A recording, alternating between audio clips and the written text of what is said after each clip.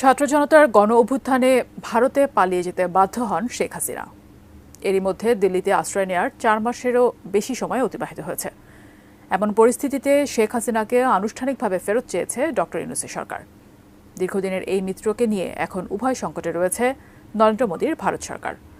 প্রশ্ন হচ্ছে, শেখ হাসিনাকে নিয়ে এবার কি সিদ্ধান্ত নেবে ভারত? সেই খবরই বিস্তারিত জানাচ্ছেন শেখ ফরিদ।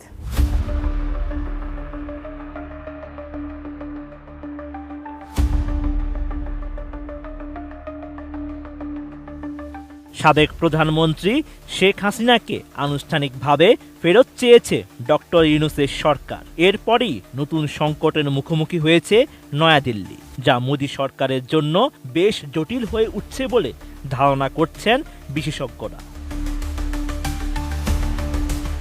শেখ হাসিনাকে ফেরত পাঠানোর বিষয়টি শুধুমাত্র আইনি বাধ্যবাধকতার মধ্যেই সীমাবদ্ধ নয়, এটি আঞ্চলিক স্থিতিশীলতা এবং রাজনৈতিক কৌশলের ব্যাপার। এছাড়া বাংলাদেশের পক্ষ থেকে শেখ হাসিনাকে ফেরত চাওয়ার বিষয়টি দ্বিপক্ষীয় সম্পর্ক এবং ভারতের অভ্যন্তরীণ রাজনীতির ক্ষেত্রেও গুরুত্বপূর্ণ, যেখানে একটি ভুল সিদ্ধান্তে অনেক কিছু হতে পারে। ২৬ ডিসেম্বর সংবাদ মাধ্যম দ্য স্টেটসম্যানের প্রতিবেদনে এমন তথ্য উঠে এসেছে। এতে বলা হয়েছে, শেখ হাসিনাকে নিয়ে এখন উভয় সংকটে রয়েছে ভারত। কারণ নয়াদিল্লি যদি শেখ হাসিনাকে প্রত্যর্পণ করে, তাহলে সমালোচকরা বলবে বাংলাদেশের অন্তর্বর্তী সরকারের সঙ্গে সম্পর্ক গড়েছে নয়াদিল্লি, যে সরকার সংখ্যালঘুদের উপর কথিত নির্যাতন বন্ধ করতে পারেনি। এছাড়া শেখ হাসিনার প্রতি যারা অনুগত তাদের পর করে দিয়েছে, এমন একটি চিত্র তৈরি হবে।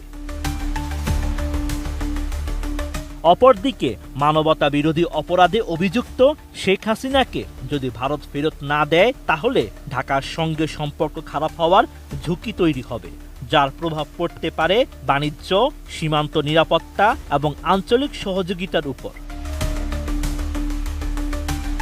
বেশি পাকা টমেটো আর সিক্রেট রেসিপির কম্বিনেশনে তৈরি প্রাণ সস, সসের বস। এছাড়া ভারতের অভ্যন্তরীণ রাজনৈতিক অঙ্গনেও এটির প্রভাব পড়বে। বিরোধী দলগুলো সরকারের রাজনৈতিক প্রাধান্য এবং স্পর্শকাতর বৈদেশিক নীতি নিয়ে প্রশ্ন তুলতে পারে।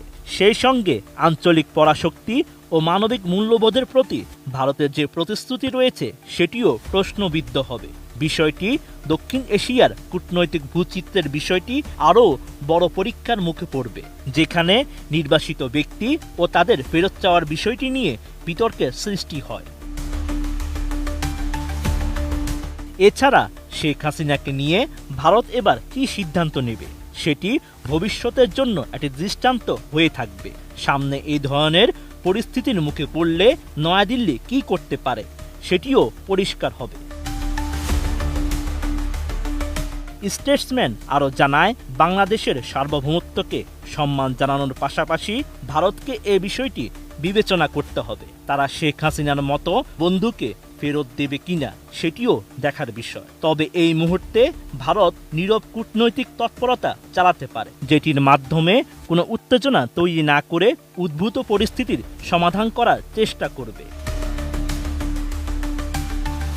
Sheikh Farid, ATN news.